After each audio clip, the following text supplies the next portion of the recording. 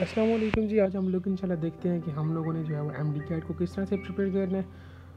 तो स्टार्ट हम लोग बायोलॉजी से ही लेते हैं। असल में बायोलॉजी मोस्ट इंपॉर्टेंट सब्जेक्ट है एमडी कैट के रिगार्डिंग। इसका मेजर कंट्रीब्यूशन है, टेस्ट के अंदर एमसीक्यू ज़्यादा पूछे जाते हैं। तो वैसे स्टार्ट करने से पहले अक्सर स्टूडेंट्स का एक क्वेश्चन होता है कि हमें अकेडमीज़ ज्वाइन करनी चाहिए या नहीं करनी चाहिए। तो आई विल रिकमेंड यू कि आप लोग अकेडमीज़ को मस्ट ज्वाइन करो, क्योंकि जो फ़ायदा हमें अकेडमीज़ से होता है वो हम लोग सेल्फ स्टडी से नहीं ले सकते। ठीक है, अकेडमीज़ में जाने का एक सबसे बड़ा फ़ायदा ये होता है कि जब हम लोग स्पेशली फ़िज़िकल क्लास लेने जाते हैं अकेडमीज़ में, तो हम लोग इर्द गिर्द देखते हैं कि बाकी स्टूडेंट्स एमडी कैट को किस तरह से प्रिपेयर कर रहे हैं। ठीक है, तो उससे हमें एक आइडिया मिलता है। ठीक है, एक आइडिया नहीं मिलता बल्कि बहुत से आइडियाज़ मिलते हैं। तो उन आइडियाज़ को जो है वो कलेक्ट करके हम अपना एक यूनिक सा आइडिया बना लेते हैं। ठीक है, और उसके अकॉर्डिंगली फिर हम लोग एमडी कैट को प्रिपेयर करते हैं। अकेडमीज़ का सबसे बड़ा फ़ायदा यही होता है। इसके अलावा जी हमारे पास अकेडमी का दूसरा फ़ायदा ये है कि हम लोग वहाँ पर जाकर ओपन माइंडेड हो जाते हैं। ठीक है, हम लोग आउट ऑफ द वे जाकर सोचना स्टार्ट कर लेते हैं। ठीक है, जो कि स्पेशली एमडी कैट के लिए बहुत बहुत ज़्यादा ज़रूरी है। ठीक है, और मतलब कि जब माइंड ओपन होता है ना, तो हम लोग मतलब कि मुश्किल से मुश्किल चीज़ को भी टैकल कर लेते हैं। ठीक है, और इसके अलावा हमें अकेडमी से टीचर्स से different concepts, different points, different tips and tricks जो है वो सीखने को मिलती हैं। और इसके अलावा मैं आपको एक एकेडमी रिकमेंड करता हूँ जो कि बहुत अच्छी एकेडमी है, द लीड्स एकेडमी हरीपुर में है।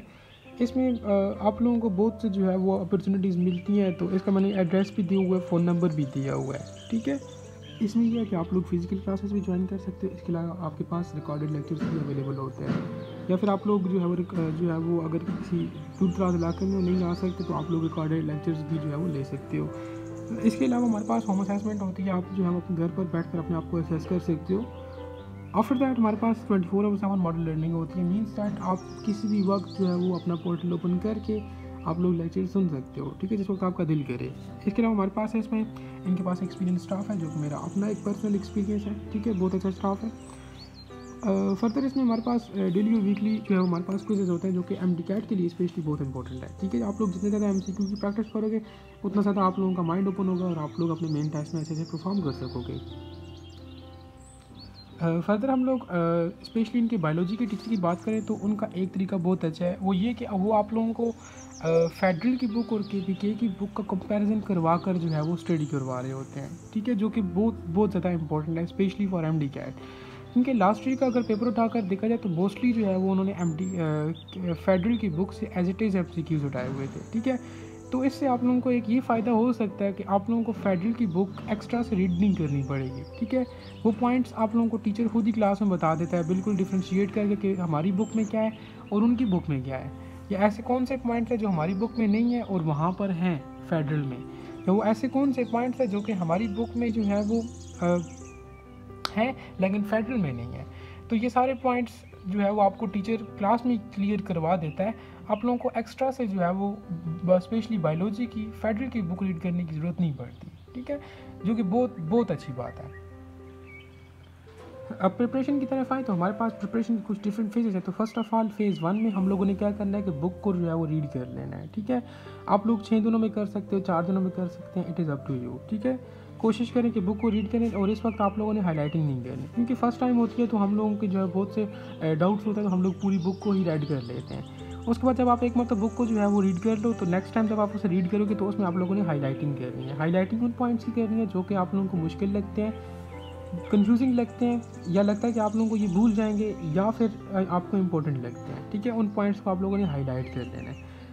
थर्ड फेज में आप लोगों ने क्या करना है कि वो हाईलाइटेड पॉइंट्स के नोट्स बना लेने हैं, उसमें से फर्दर उसको रिड्यूस करना है। जो चीज़ें फर्दर उसमें आप लोगों को कंफ्यूजिंग लगती हैं, जो इंपॉर्टेंट लगती हैं, तो वो आप लोगों ने नोट्स बना लेने हैं। एक्स्ट्रा नोट्स बनाना बहुत इंपॉर्टेंट है, क्योंकि हम लोगों ने इस सिलेबस को और रिड्यूस करने अपने लिए, अपनी आसानी के लिए, ताकि हम लोग at the end of the day main test से एक दिन पहले हम लोग विद इन लेस टाइम हम लोग अपने कोर्स को रिवाइज कर सकें।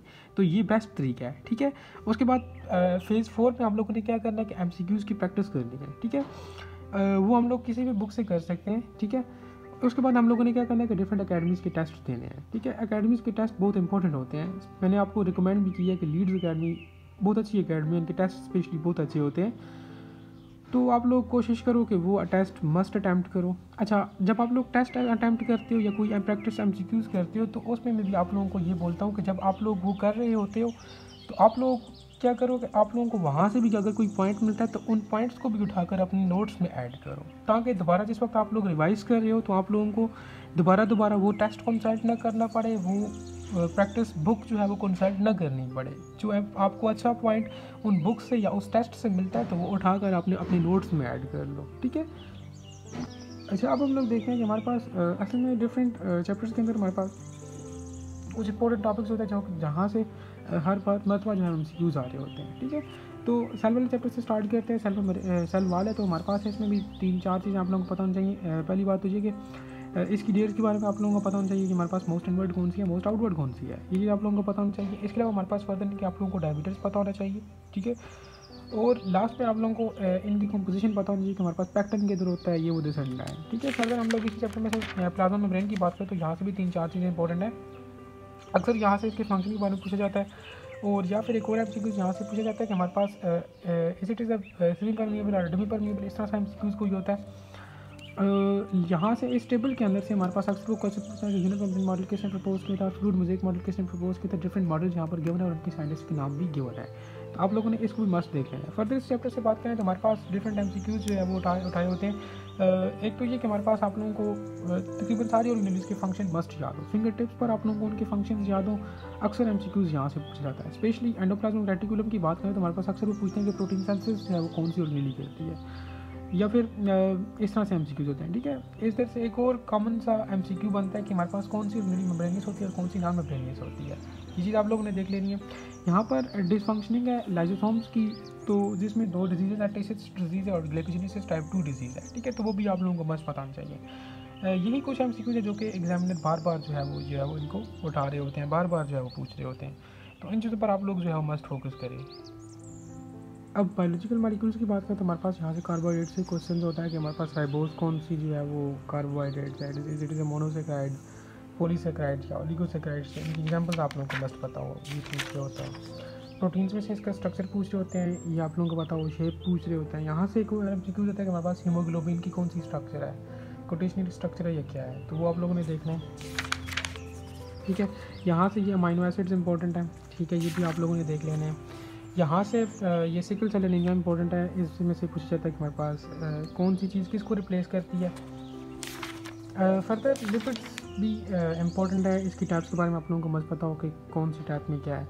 और यहाँ से ये टर्पिनाइड्स का यूनिट क्या है, आइसोप्रीन, ये पता हो। ये यहाँ पर ये है रिएक्शन, और ये 7 कैलोरीज एनर्जी, इसका पता हो आप लोगों को।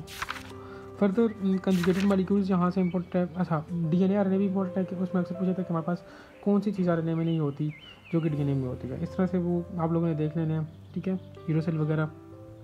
और यहाँ से कंजुगेटेड मॉलिक्यूल्स में से अक्सर वो इनकी इंपॉर्टेंस पूछते हैं कि हमारे पास ग्लाइकोलिपिड किसके लिए इंपॉर्टेंट है, ग्लाइकोप्रोटीन किसके लिए इंपॉर्टेंट है, तो ये चीज़ आप लोगों ने मस्त देख लेनी है, ठीक है। फर्दर जो हमारे पास एंजाइम वाला चैप्टर है तो वहाँ से इसके फैक्टर्स बहुत इंपॉर्टेंट है, ठीक है। फर्दर इसमें टेम्परेचर की बात करें तो हमारे पास ये आर्किटेक्सनोफ्ली का टेम्परेचर आपको पता हो, ये कौन सा टेम्परेचर बेस्ट वर्क करता है, ये थर्मोफिलिक बैक्टीरिया का पता हो, ठीक है।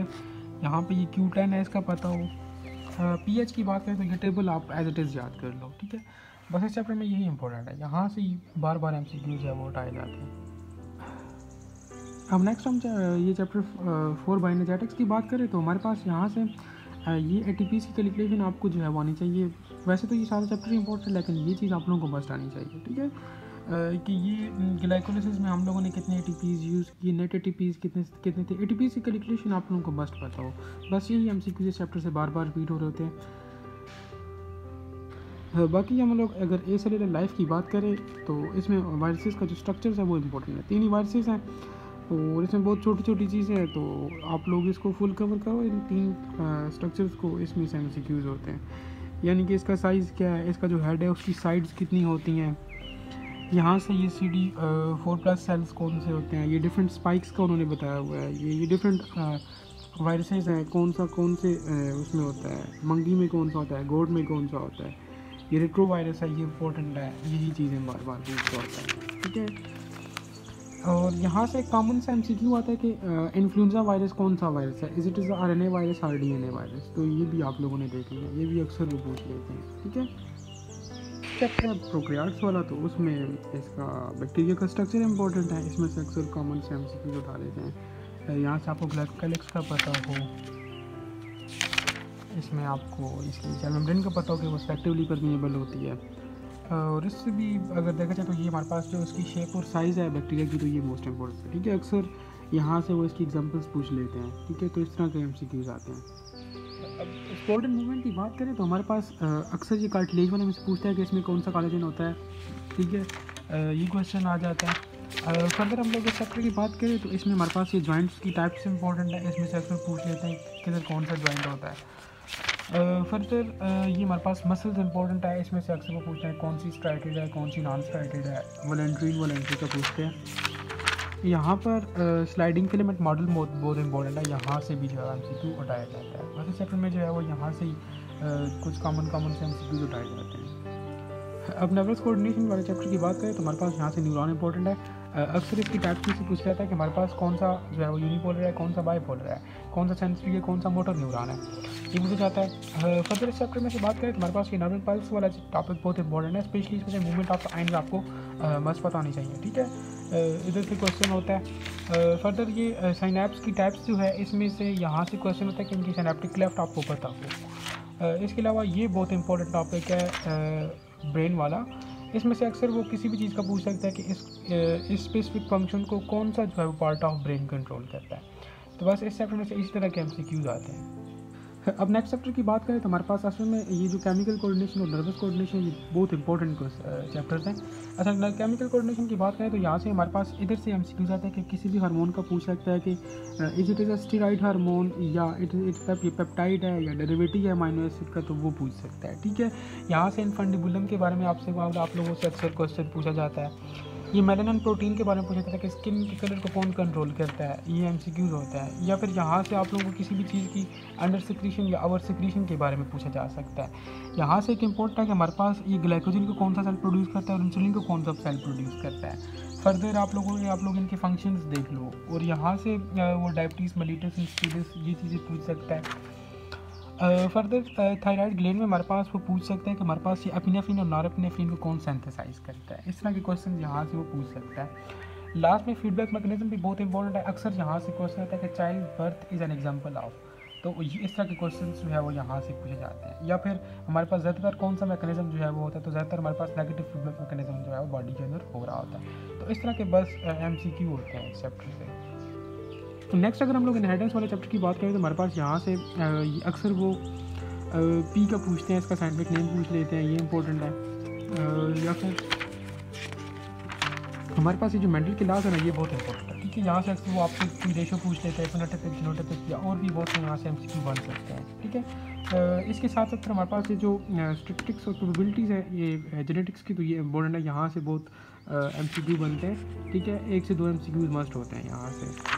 फर्दर हम लोग इसी चैप्टर में से बात करें तो हमारे पास अक्सर वो मल्टीपल एलील्स की एग्जांपल्स का पूछ लेता है, या फिर वो ब्लड ग्रुप्स का पूछ लेता है कि अगर फादर का ये हो मदर का ये हो तो आगे से उनकी जो है वो ऑफस्प्रिंग्स का क्या होगा, तो ये एमसीक्यूज आ रहे होते हैं। ठीक है, या फिर फर्दर हम लोग बात करें तो हमारे पास ये ड्रोसोफिला में जो सेक्स लिंकेज होती है ये इंपॉर्टेंट। ठीक है, इसके अलावा यहाँ से ये जो ट्रेड्स हैं यहाँ से एमसीक्यूज आते हैं। ठीक है, इनके बारे में पूछा होता है, ये इंपॉर्टेंट है। ठीक है, बस इस चैप्टर में इस तरह से एमसीक्यू होते हैं। ठीक है, इसके अलावा हमारे पास कुछ एवोल्यूशन वाला चैप्टर है, रिप्रोडक्शन है, डिफरेंट हमारे पास सिस्टम्स है, डाइजेस्टिव सिस्टम है, सर्कुलेटरी सिस्टम है, तो वो फिर आप लोगों ने देख लेना, वहाँ से रैंडम कोई भी एमसीक्यू वो उठाकर दे सकते हैं। ठीक है, इसके अलावा लास्ट में कुछ 1-2-3 और बातें करना चाहूँगा, वो ये कि बायोलॉजिकली अगर आप लोग केपी के स्कूल में, तो फर्स्ट ऑफ ऑल अपनी केपी की बुक पर जो आप लोग कंसंट्रेट रखो। इसके बाद आप लोगों के पास टाइम है तो फिर आप फेडरल की बुक्स को रीड दो। ठीक है, टाइम है या नहीं है, आप टाइम निकालो। ठीक है, बहुत इंपॉर्टेंट है। लास्ट ईयर भी जो है वो जिसने फेडरल की बुक्स यूज़ की हुई थी तो उसे बहुत फ़ायदा हुआ है। ठीक है, बाकी आपको मैं ये भी बोलूँगा कि आप लोग स्पेशली नम्स के और MD-CAT के पास पेपर्स भी देखो। ठीक है, ये जो मेरा अपना थोड़ा बहुत एक्सपीरियंस था वो मैंने आप लोगों के साथ शेयर किया। इसके अलावा आप लोगों के कोई क्वेश्चन या आप लोगों की कोई रिकमेंडेशंस वगैरह हैं तो आप लोग कमेंट सेक्शन के अंदर पूछ भी सकते हो और बता भी सकते हो। Thank you.